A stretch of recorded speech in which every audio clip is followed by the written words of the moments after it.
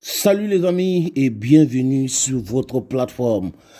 Vous savez que notre prédateur Francis Ngannou, notre frère, devait combattre Anthony Joshua. Voilà, c'était hier, le 8 mars. Beaucoup de personnes ont regardé ce combat, d'autres étaient en train de dormir, d'autres se sont réveillés avec les informations parce que les réseaux sociaux, quand, franchement, en ont parlé. Hein. Beaucoup de personnes publient et tout ça.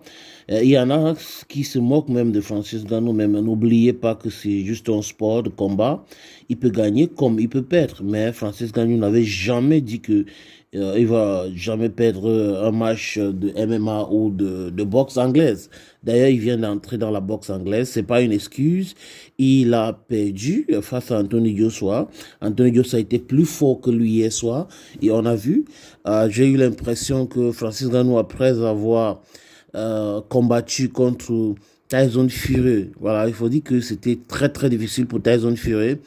Il s'est dit que bon, comme j'ai fait ça contre le meilleur au monde, peut-être que les autres, ça sera facile pour moi, mais ce n'est, un combat n'est jamais... qu'est-ce que ça veut dire Ngannou et à tous les autres? C'est que c'est pas... oui, vous ne pouvez pas, il ne devait pas comparer. C'est-à-dire qu'il devait attaquer Anthony Joshua comme si c'est la première fois qu'il entrait dans la boxe anglaise. Mais bon, ce n'est que partie remise. Le cerveau travaille, le cerveau t'envoie les messages. Et bon, ça peut être de mauvais messages, de bons messages. Et là, il n'a pas su se protéger.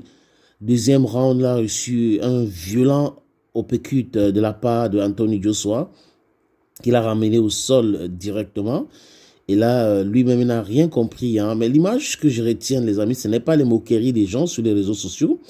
C'est cette image d'Anthony Joshua qui part vers Francis Ngannou, qui arrête sa main, qui lui dit, mon frère, il ne faut pas abandonner la boxe anglaise. Parce que vous savez que Francis Ngannou vient d'entrer là-dedans. Voilà, il vient d'entrer là-dedans et il s'est essayé. Et pour dire vrai, il a gagné plus d'argent dans la boxe anglaise que dans sa carrière de combattant de MMA.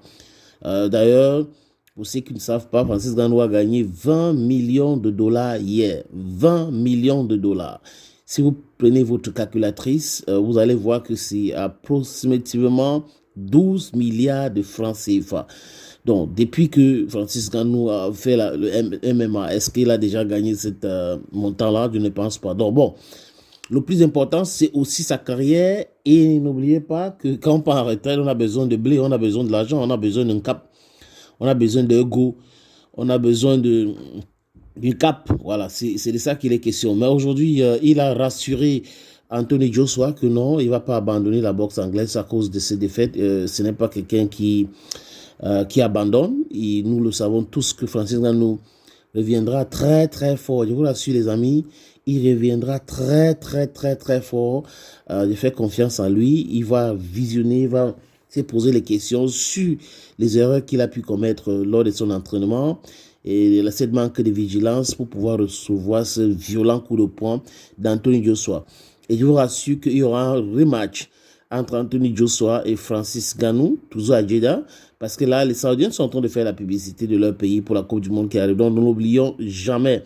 Et dans le monde entier aujourd'hui, tout le monde veut avoir ces stars-là pour les combats. Maintenant, si vous regardez bien, en dehors de Gypsy Queen, King, désolé, King peut-être parce que Ngannou a dit que le tape 2 fois le dimanche et tous les jours. Anthony Joshua aussi a un nom dans la boxe anglaise, donc vous voyez que il y aura peut-être 4 personnes, ça va tourner comme ça entre les 4 personnes. Chacun voudrait combattre Ngannou, certainement pour démontrer au monde entier que non, la MMA n'est pas plus technique et plus brutale que la boxe anglaise et tout cela. Donc, Ngannou, attendez-vous à d'autres combats. Et Ngannou n'a pas encore commencé avec PLF. Il a signé un contrat avec PLF, donc il n'a pas encore commencé.